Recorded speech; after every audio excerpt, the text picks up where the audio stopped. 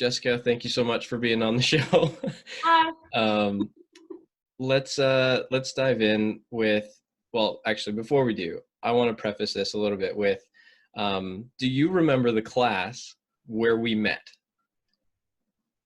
I remember having quite a few classes with you. The class that we met though, I'm not even sure now. Oh my goodness. I definitely remember quite a few classes with you, but I can't pinpoint which one was the first. It was 270 with Dr. Gates, human Right. physiology. Yes. Okay. I remember. And the thing that I distinctly remember was you were sitting next to Jen, I think, Okay. Jennifer, and you cracked a joke. Like you two would like giggle and like talk all the time, like in class, and I was right in front of you, and you cracked something, and I just like I turned around and I like gave you a nod of approval, and like that's what started it all. Really? I remember sitting next to Jenna, yeah, and I remember you sitting in front of me. But yeah, I never stop talking or cracking jokes. It's just it makes life more interesting when you're absurd, I find. But sometimes I really do need to learn how to shut my mouth at inopportune moments. Um, maybe that wasn't one of them because I made a friend. So there you go. Absolutely. That's definitely what started it off, because then we like started from there, just like, hey, what's going on? What are you studying? What are you doing? And then I just sort of latched on to the brains that you have, and stole a lot of your study tactics and stuff like that. So Pretty sure we had an even share though, because you kept me pretty sane through a lot of university, through a lot of interesting times for myself. So it's true. you definitely gave me something back for, the brain that you picked. Yeah. So that's sort of the start of our relationship and our friendship. But um, I want to ask you sort of the quick points of the four pillars that I have that are sort of the foundation of this show, which we'll just start with some of the baseline for your personal lifestyle. And do you have do you subscribe to a specific fitness camp, if that's the right word? I've subscribed to a couple different fitness camps in the past. I would say primarily now, I would call myself calisthenics and movement flow. Hmm. Would probably be the best way to describe the type of movement that I prefer. So usually body weight type stuff, in some way, shape, or form, either rigid, a little bit more like calisthenics, or something where it's just like I get to move around and do whatever feels nice, which is a little bit more dancey than anything, or more animal flow type stuff. Gotcha. I like that stuff. That stuff is pretty good. On the nutrition front, what do you have a specific nutrition philosophy that you follow, or style of eating? That's funny. I actually had this conversation recently. My style of eating has changed so much over time. Now I would say that I prescribe to, a diet that's heavier on fruits and vegetables. Um, I do eat meat now, even though I haven't in the past. Uh, and we all fall off the bandwagon. I probably have pizza once a week. And I had an ice cream sandwich yesterday. But in general, I try to eat more of a vegetarian-ish diet with some meat protein incorporated, but I am not a supplements person by any means, which is really surprising for a lot of people. I don't really drink protein drinks. I don't take supplements. I mean, the extent of my supplementation with my nutrition is maybe, some MCT oil in my coffee and some collagen fish oil type stuff. But that's just because, as we get older, you got to keep the face. So, um, yeah, no, so usually I eat pretty free and open. I stay within my calories, and I tend to intermittent fast just to control my calorie intake. Interesting. Do you measure your calories or anything like that? I do sporadically or periodically rather. So every couple of months, I'll watch my calories for 3 days to a week and do a self check-in. How am I doing? Am I overeating? Am I undereating? Am I getting enough protein? Am I getting enough fat? After that check-in, I adjust, and then I just look at what I'm eating and think, how can I make this a better choice? How can I make this healthier? And that's kind of how I work with my food. I'm not good at monitoring every little single thing because I'm can be obsessive about things. I don't want to become obsessive about my food because I have been in the past where I've gone obsessive where I eat too much because I'm trying to get bigger, or I just want to eat, or the opposite where I'm not eating at all because I want to try to lean out and I'm so focused on that goal that I forget that there's other components. So now I just kind of do periodic check-ins, see how I'm doing, and then eat kind of to my heart's desire, as long as I ask myself certain questions with every meal. Interesting. So it's a nice blend of like intuition, but also very goal centric. Mm-hmm. The balance of that and sort of the flow. I like that. Plus, if you have like a good idea of what calories you're intaking in every food, right? So reading labels, knowing the approximate calorie content of certain types of foods, you can guess what the calories are of a certain meal, right? And when you have, 15 years of experience of counting calories on and off, and what kind of nutrition and vitamins and minerals are contained in food, then you can make proper choices without actually having to check your calorie intake. And your body knows when you've had enough food. You just need to learn how to listen to those cues, right? Right. And one of my rules is, as soon as I'm done eating, I'm not allowed to eat again for 15 to 20 minutes, even if I feel hungry, because my body likes to trick itself into, am I digesting, or do I want chocolate? Am I digesting, or do I want chocolate? No, I'm just digesting. I do want chocolate, but I shouldn't yet. I should wait to see if I'm actually full. And I find that that's probably one of my biggest things that helps. Yeah, that's the epitome of my biggest weakness. I'm still hungry. No, you're not. You just, it just hasn't settled, right? Yeah, 100%. But we'll move right on past that. What are your typical sleep habits, either in a perfect day or in a COVID situation? What does that look like? I have to say, sleep has always been a thing that I've struggled with going to bed on time. And I'm so lucky. I have a partner that is so good at going to bed at a certain time and like turning the TV off, going to sleep. So he forces me to do that. So he's usually in bed at 10. I'm usually asleep around 10:30, 11, and I wake up at 6 every morning. So I always pretty much get 7 hours of sleep plus. In the COVID world, since he's been working more than I have, I tend to stay up a little bit later, and I've been finding myself staying up till 11 or 12 and still getting up at 6:30. Yeah, so I've shortened my sleep a little bit, but I'm not as drained from, being one-on-one with clients in the same way. So as I'm going back to work next week, I imagine that my schedule will kind of fix itself. Yeah. Excuse me. So in a perfect world, I usually sleep 7 hours. Okay. Nice. More I find is too much, less I kind of go into this weird overdrive mode where I have a lot of energy at first and then I crash in the evening. But that might also be coffee. Coffee addiction is strong in this one. So How much? What's your typical coffee intake? Because of intermittent fasting, it tends to be 1 to 2 coffees a day, but my coffees are made at home. And I have an espresso machine. So I do a quad Americano every morning. Yep. And then probably a quad Americano later in the day if I'm trying to fast a little bit longer and having difficulty. But I'm trying to actually reduce that to 1 coffee a day right now. So I just get my massive quad Americano in the morning. It's a nice ritual, actually, like having your coffee and sitting out on the balcony. My mom always used to do it. I never understood it, but it really does just like put you in a moment where you get to do something for yourself before the day starts. It's not even about the coffee. It's more about the contentment of getting to drink something warm and not do anything. Yeah, absolutely. That's something my mother-in-law does, and I'm not there yet.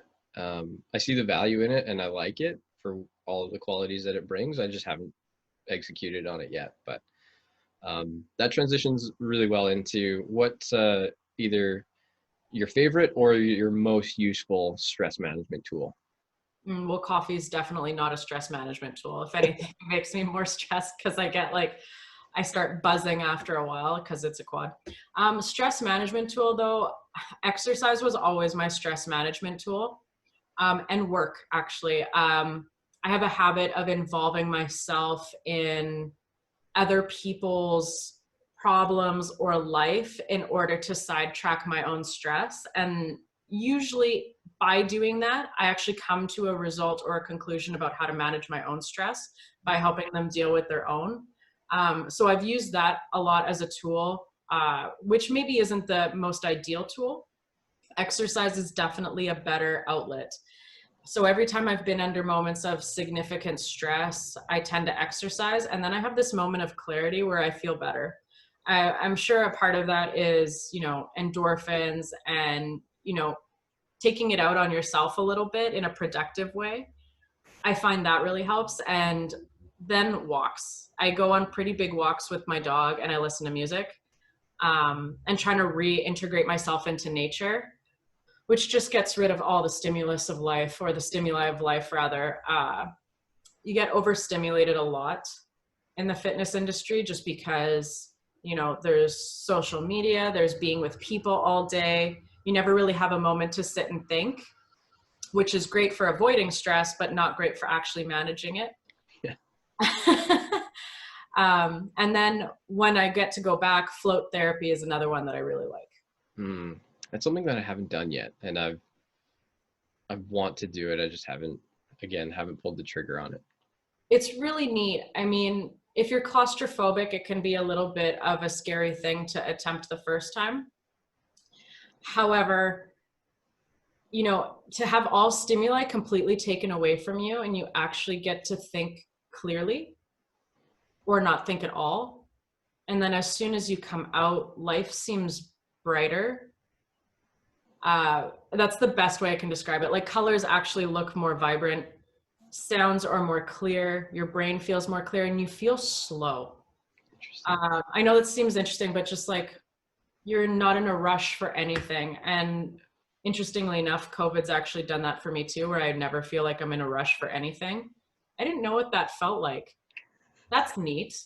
I like that feeling. So yeah, I would say those are probably the biggest stress managers for me. Cool. Take us back to sort of your introduction into health and fitness and performance, whatever world that we are a part of, however you want to define it. But what was your sort of first crack at it? First crack at the fitness industry. Not even that, but even early age sports or early age sports. Okay. Yeah. So when I was a kid, I always kind of did sports. It was a rule in my house that I always had to do one sport at least, one musical instrument and one language. So I was always pushed into doing something of the sort. So I've done gymnastics, I've done soccer, I've done dance, multiple different types of dance. I did rugby, basketball, badminton, volleyball, like you name it, I played it. I'd been on a multitude of teams, but rugby was probably the one that I was dedicated to the longest. Female teenage aggression, sport goes so well together.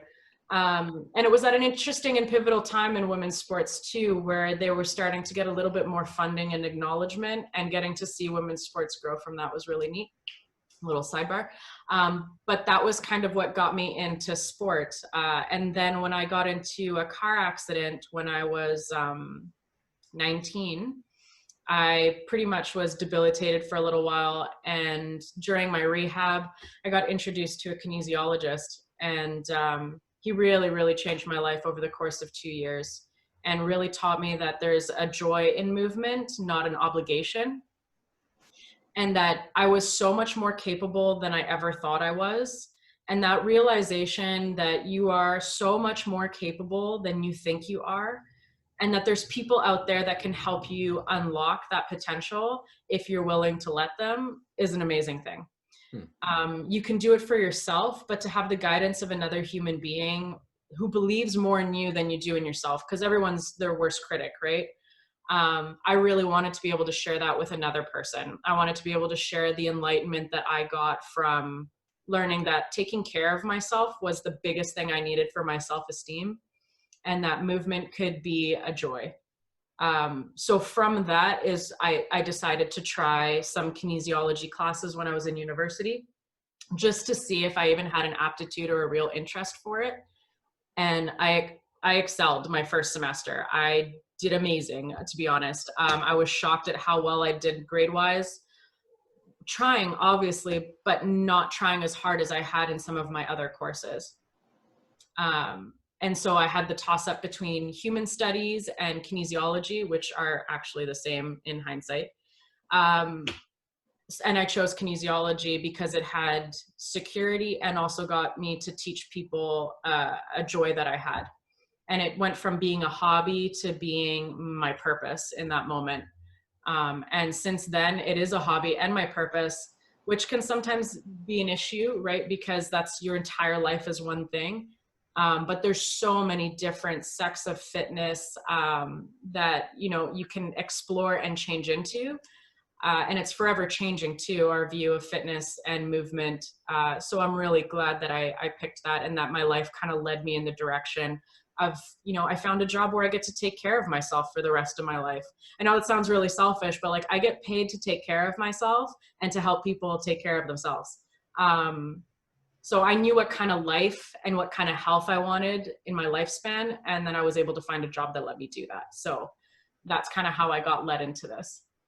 Yeah, it's excuse me. It's kind of similar to how I sort of jumped into it, and I've mentioned this in a previous episode with another person, but um, I everything was practical. Everything, like, I could apply it and notice a difference in a week or longer, like, or shorter even. Like, I could implement something, whether it was a sleep strategy or something about my nutrition, and I would be able to feel a difference within a few days.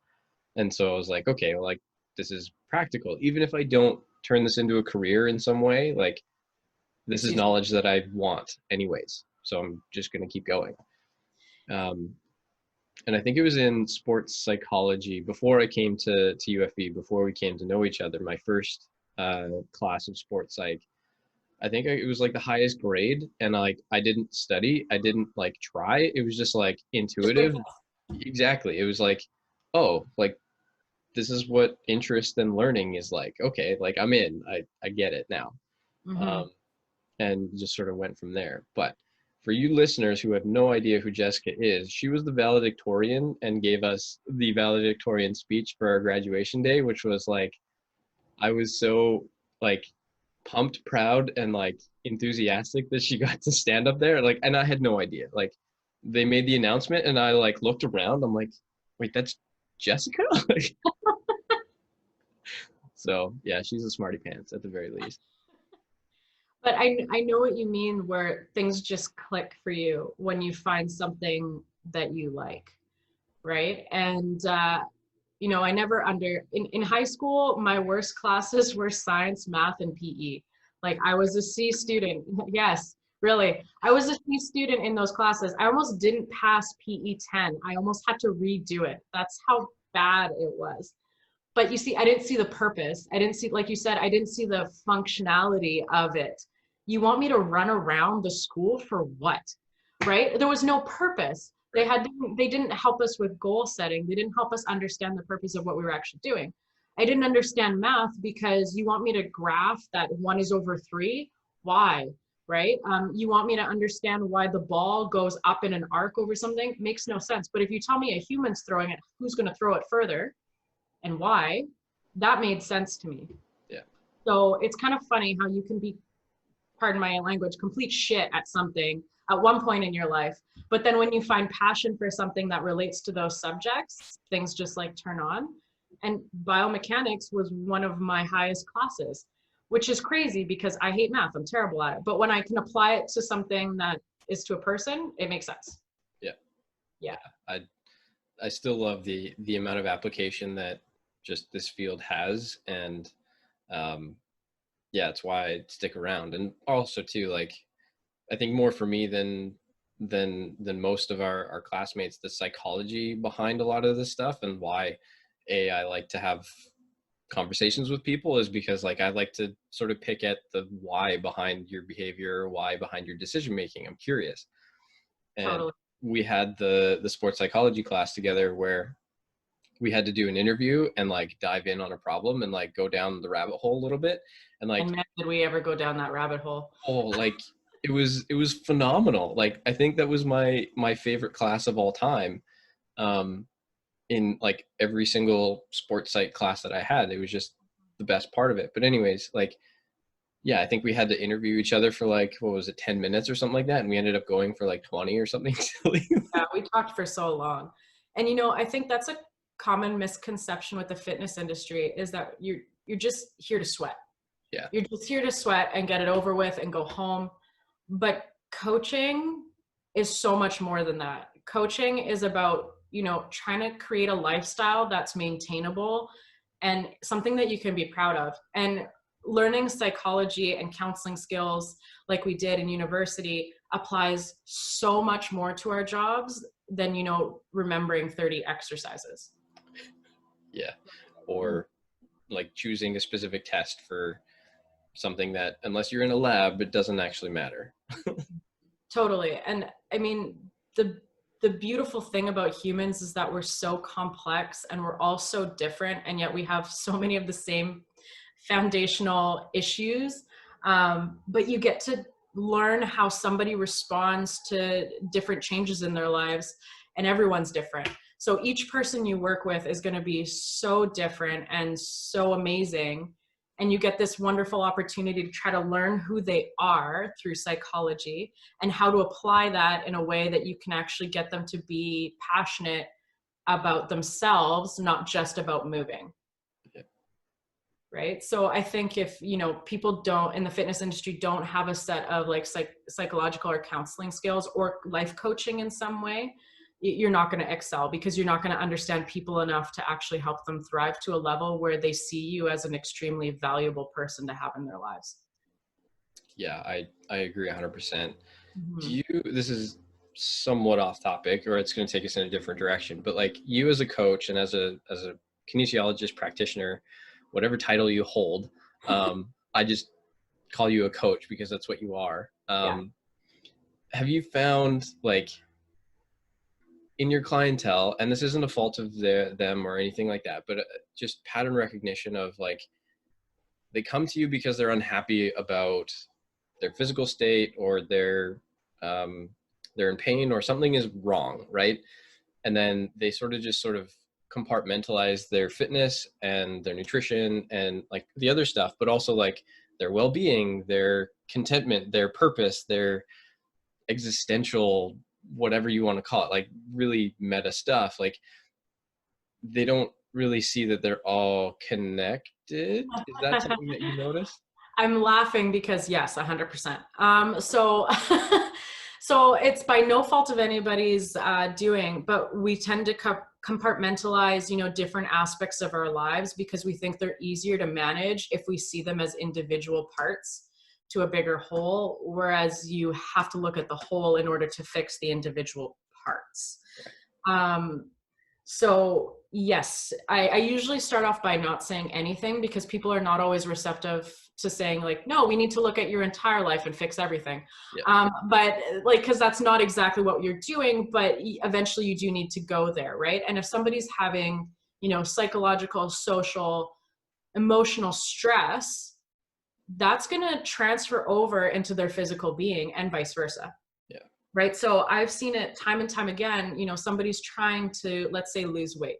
They want to slim out, but they're not dealing with the fact that they're working too much, with the fact that they're unhappy in their relationship.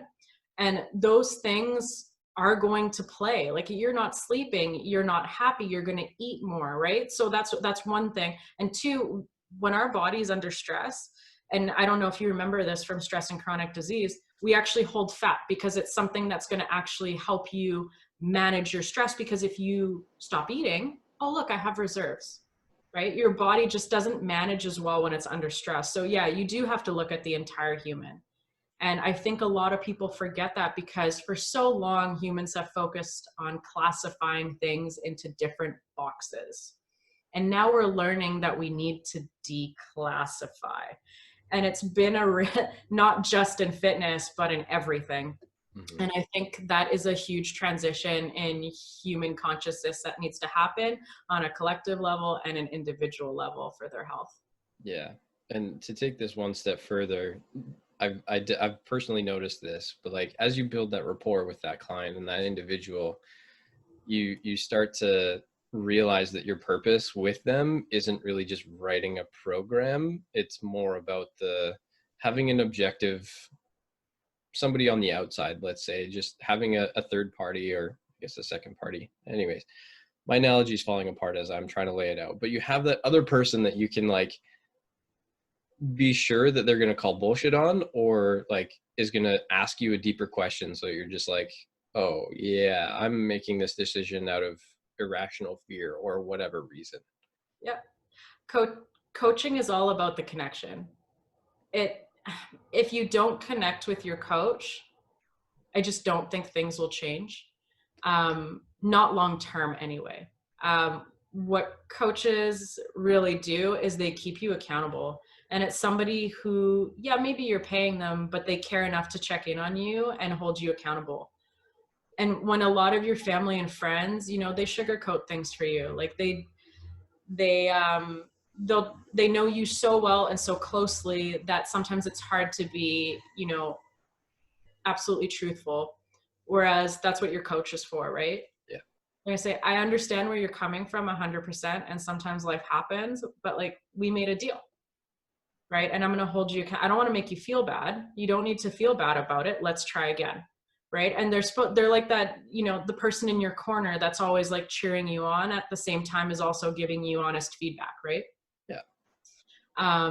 So yeah, I really don't think coaching is it is about programming, but what it's really about is the connection that you have between you.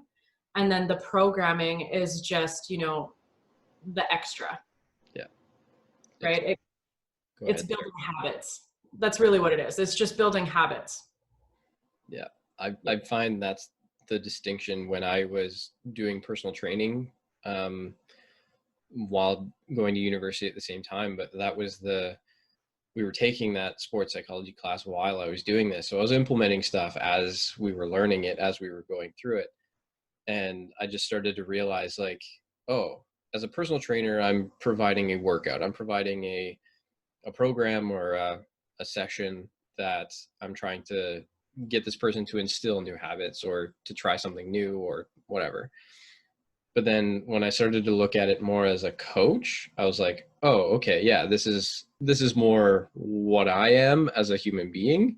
I'm more about the relationship, the connection. And became very apparent with many of my clients. I was like, oh, I'm here feeling kind of like a circus. I'm providing like entertainment, or I'm like, it just felt weird versus like this person doesn't actually care about me, or like looking deeper into what is actually causing their problems.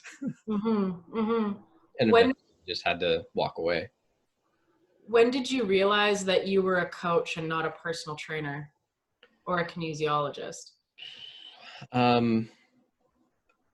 I think the process started fairly early, because when I really started getting into this industry as a personal trainer, like I did that for like 4 or 5 years working at gyms, and I didn't have a ton of clientele, but like I was the trainer on staff for the gyms that I worked at.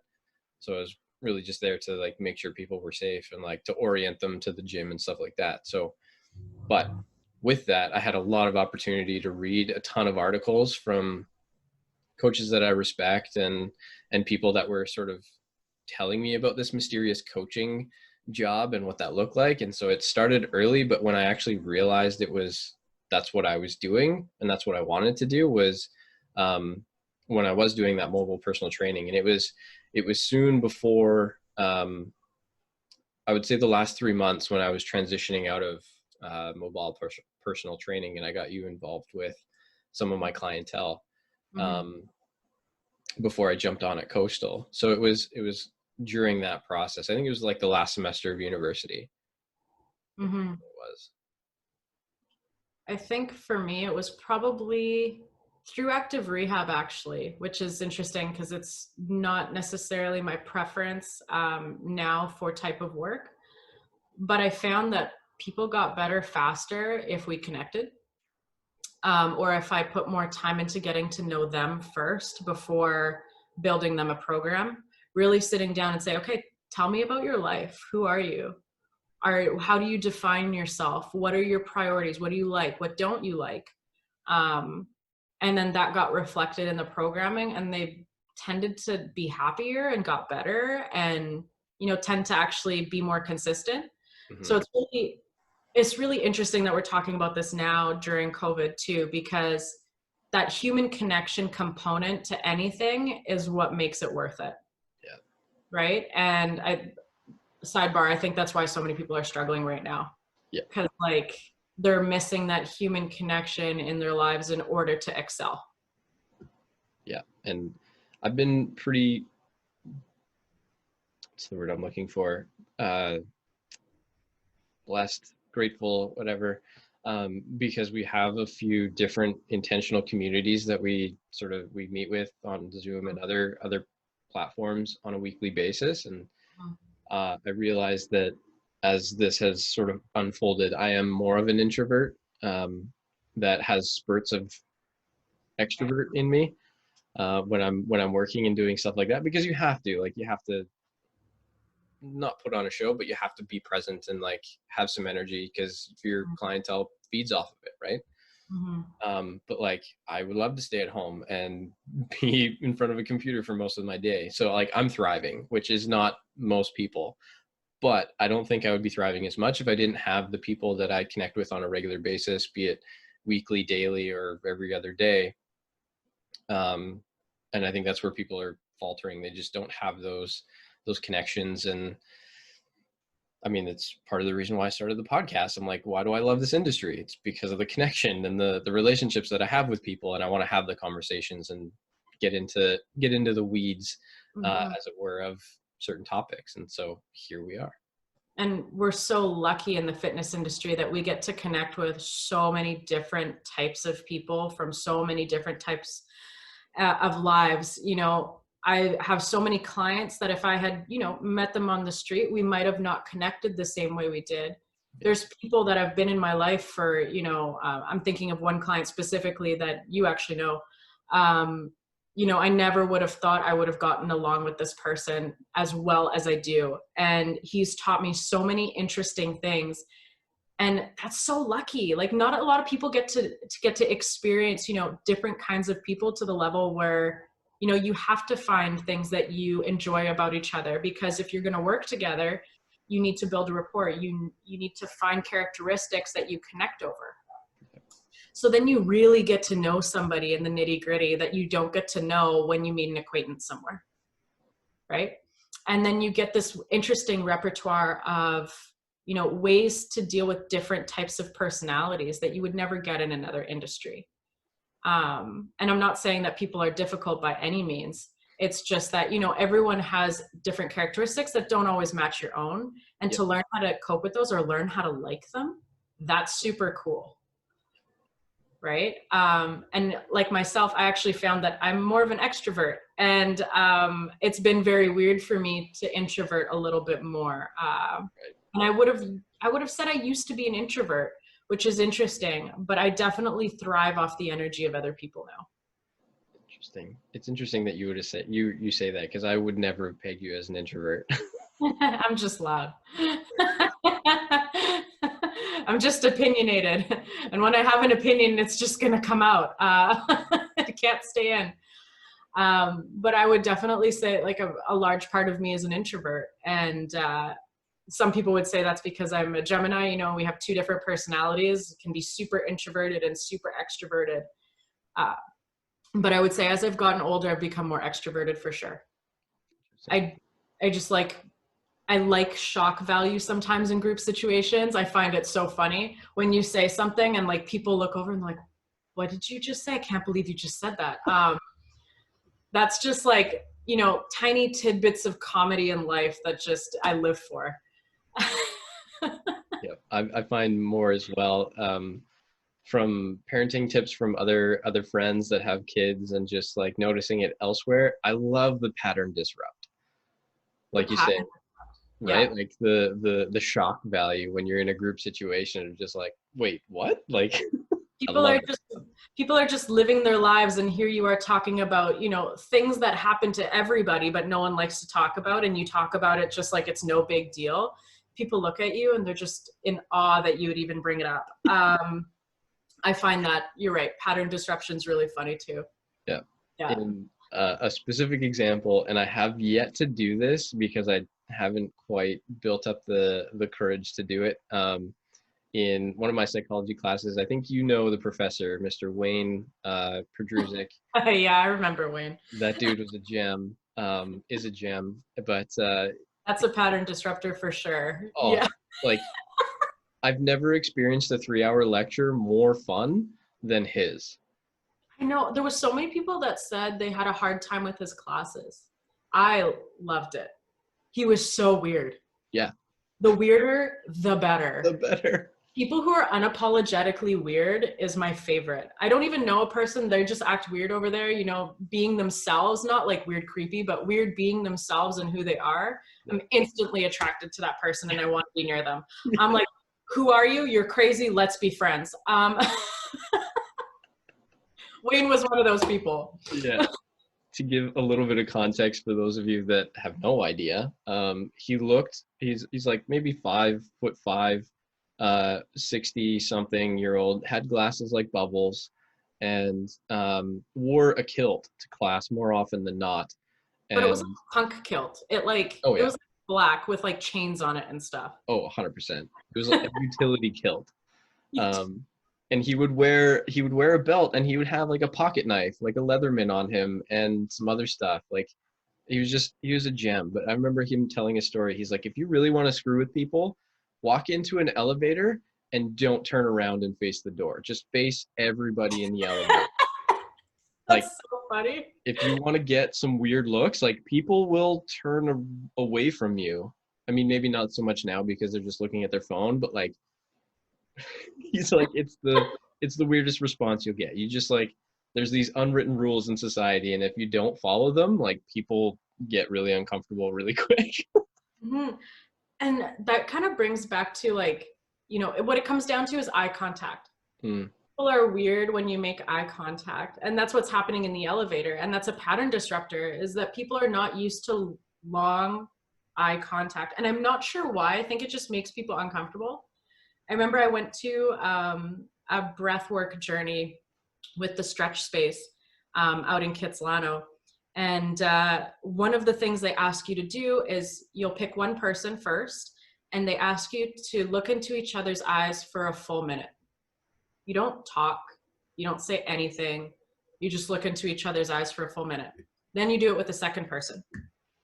The first person, everyone, you can kind of see it, they like make eye contact, and then they kind of look away, and then they make look away, eye contact, look away. And it's almost like it feels dirty to look at somebody in the eyes for a long time. And I think it's because we see it as so intimate. So when somebody is forcibly looking at you, you just, what are you thinking? What do you want from me? Why are you trying to look into my soul? But it was interesting because the second person, I ended up not having a problem at all looking into her eyes the entire time. And funny enough, she ended up having the same name as me, and her birthday was before mine, like a day before. So I was like, oh, that was weird. But it's a pattern disruptor to look at people in the eyes. And it's always interesting to see how people respond to that. Yeah, and if you're able to bring it in, so sort of to bring it back into our original conversation, just around coaching, if you're able to bring that like weirdness or like sort of off tilt, it's just fun when you find that person that like attaches to it and they like it, and like you bond over it a little bit, and it's just I love that when that type of relationship is able to be fostered. You know, I think most people like their pattern disrupted. And that, like in coaching, right? You know, if you have somebody that you go and see every week, and it's different every time you see them, and they question your routine and your pattern. Why did you do that? Why not? Or they do something total, or you as a coach do something totally unexpected as a result from something they've done. I think it gives a little bit of spice to their life too, right? They start to look forward to that session because it's not routine. Even though coming to see you is the actual occurrence and the journey is not. And I think we get stuck a lot in routine in regular life. Absolutely. And movement should be freedom from that, right? Like a lot of people turn movement into a routine pattern where they stick to a specific program over and over and over, and becomes monotonous. And then a lot of people end up losing their interest in that program, losing their interest in that movement. So I'm a huge advocate for, flex days, where today you don't have a plan, just start moving. That Hmm. can be anything. You can start with one basic idea and see what happens. And that happens a lot more in dance, right? Where you're just allowed to freedom flow, but that can apply to your regular fitness day too, right? People think, well, I don't want to look stupid. Well, you know what? We all look stupid, really. So just don't worry about it and do it anyway. Um, Wherever, there's always going to be somebody that thinks that you're not looking, the way you should be. But that one person's opinion in the grand scheme of things doesn't do anything for your life. So it's just better to, have that moment of freedom, because it's going to give you so much more than the guilt of thinking that you're going to look dumb. Yeah, I agree. That's something that I've been exploring a little bit more in, if like putting it to a structure more in the warm up, where it's just like I'm sort of checking in with different movement patterns and different movements and being like, oh, okay, this feels a little bit tighter than it should. I'm going to spend a little bit more time going through this and then transitioning over here. And like, it's been really good, because it's not like, okay, I got to do like 8 to 10 of these and I got to do 8 to 10 of these. And there's no real cohesion between them. Like, they're just sort of like, okay, this one's hip, this one's shoulder, this one's knee and ankle, this one's this. It's just sort of like, oh, okay, like as I'm doing this in a quadruped position, like, oh, that makes me want to do this and that makes me want to do that. And then it's like, it just feels more intuitive. And when you have a program that's so rigid, when you don't complete it, it feels like failure. Yeah. Right? You walk out of your workout space thinking, wow, I didn't get everything done that I was supposed to. I'm a failure. I have to do better next time. And it becomes this, inner battle of, I'm not good enough. I didn't do good enough. Instead, you go in with your basics, right? So I've been getting in the habit of, when I program plan, I want you to do some sort of squat. So, and then there's options of different types of squats. So today it can be a regular, a split squat, or a single leg squat, for example, right? And then you get those three options. You're still doing a squat every week or twice a week, but you get the choice to do something different. Yeah. And then the rep ranges are a lot larger. So anywhere from this to this, depending on how you're feeling.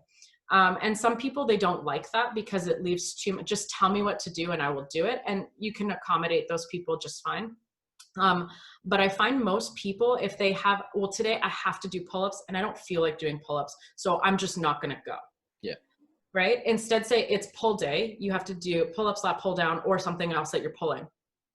Then, oh, okay, I have a lot of options. I mean, I could come up with something that I could probably do that I'd feel comfortable with. And it seems a lot more doable and a lot more free and fun. Yeah. And you're right, where sometimes you're in the middle of doing something, you're like, this feels right. I want to follow that. And that intuition and that intuitive workout is what makes people feel happier, I think, because you actually got to do something for you that you wanted to do instead of something that you were supposed to do on top of the tens of thousands of things that you're supposed to do every day, right? I'm supposed to eat, so I have to make a good, healthy meal. I'm supposed to sleep, so I have to sleep, right? Movement should be fun and free. You should get to, it's the one time in your life that I can do whatever I want, however I feel like, and no one can tell me differently. Yeah. Right? And there's always going to be the naysayers. Well, you didn't do that right. Well, I understand there's rules to fitness and you should do things that are safe. But at the same time, if you're unweighted and you're doing body weight, like you said, in a quadruped position, you can pretty much do anything you want. You're not going to hurt yourself. It's okay. Yeah. Still moving, right? Yep. So yeah, rigid planning, as much as it does get results, not lifestyle wise. Yeah. And having the nice blend of like, okay, if you're doing 4 workouts this week, like you've got 3 that are more goal oriented or goal centric because you do have a goal that is performance or aesthetic related, but like having the flexibility to being like, yo, my old relative passed away, like this week is not a week that I'm going to be pushing for performance. Like I'm going to be managing my energy, my stress level, and sort of my movement accordingly. Yeah, and you have to acknowledge, when other life factors can inhibit your performance. Because if you continuously ignore psychological stressors and keep working out at the same level, you're going to get hurt, right? We have a tank with only so much energy in it. And that energy it's just one tank, even though you have multiple different compartments that you've tried to make in your life, right? Mm-hmm. And those different compartments, quote unquote, are going to drain that energy cell until you don't have anything left. So when you try to push yourself at the same level, assuming that it's full, that's when problems happen. That's when you hit that low point. That's when you hurt yourself.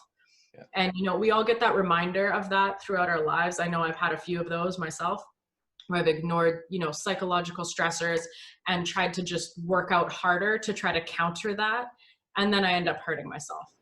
Right. And this was I teach a seminar a couple times a year. And one of my favorite things to tell people is, once a week, do a 30-second self-check-in. How am I? How do I feel? What has my week been like? What was good? What was not so good? How can I make my life better next week? Those are really simple questions. Not a lot of people can answer them because they don't self-reflect. That's the most important thing you can do for your health, right? Yep. Is just, how am I? Do I need to work on something to make myself feel better? And I think that's going to lead to a healthier lifestyle and less chance of injury for most people if they really ask themselves, instead of just focusing on their routine and the end goal versus where you are in the middle. Because really, life is, very, very long. And there's really only one clear beginning and only one clear end. And people kind of ignore the in-between sometimes in goals and in life. So yeah, asking yourself simple questions is the basic thing you can do for your health.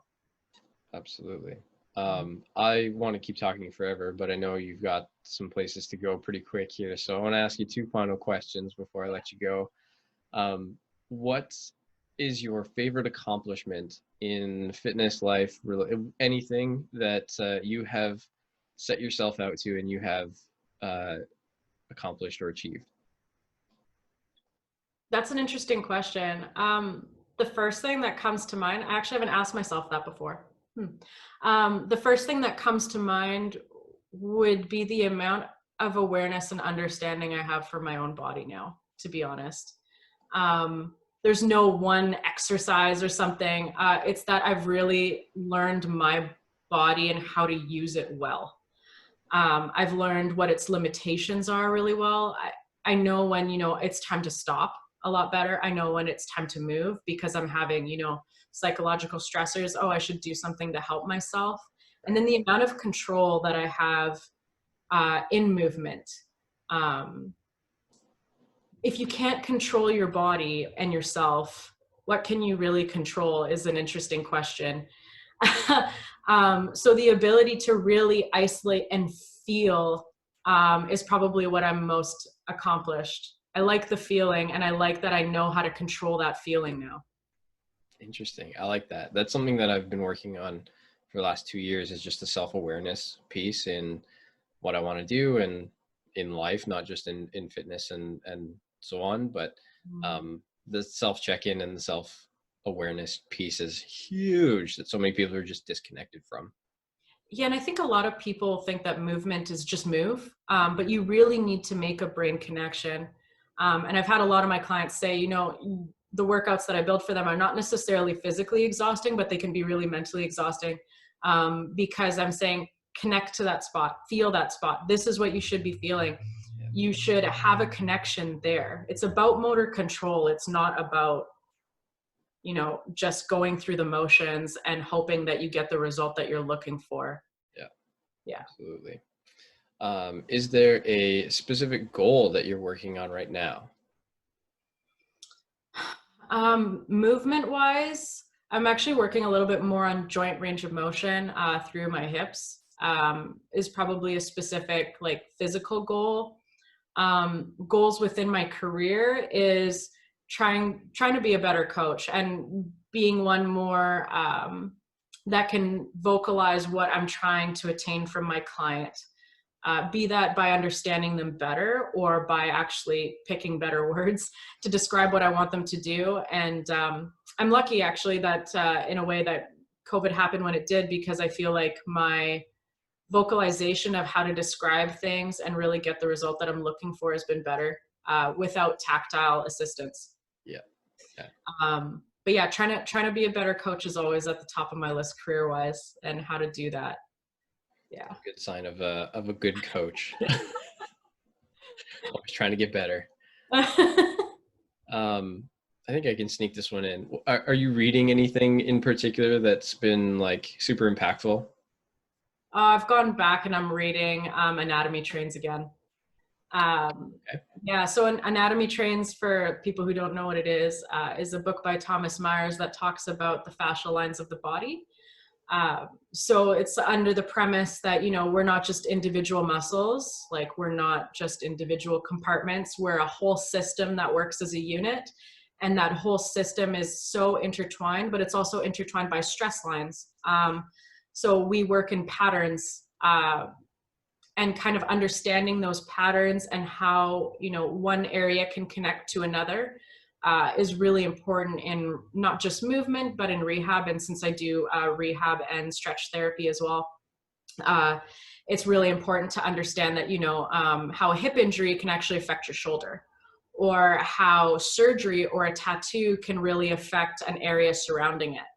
A lot of people don't realize, and I made a post about this a while back, about the tattoo that I have on my shoulder and how it actually completely diminished the amount of reach that I have on that arm, because now I have, you know, a 9-hour injury on my shoulder. A lot of people really don't realize how tattoos and scars and surgeries really affect them. Oh, I'm fine now. It's like, have you noticed though?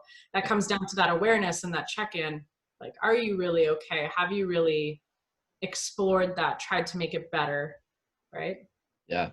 Yeah, that post was really interesting. I appreciated that. It was good. A lot of people don't know that. Yeah, I find that really interesting. And I had a scar on my hand for a long time, and I always felt like there was this hole in my back where I couldn't feel.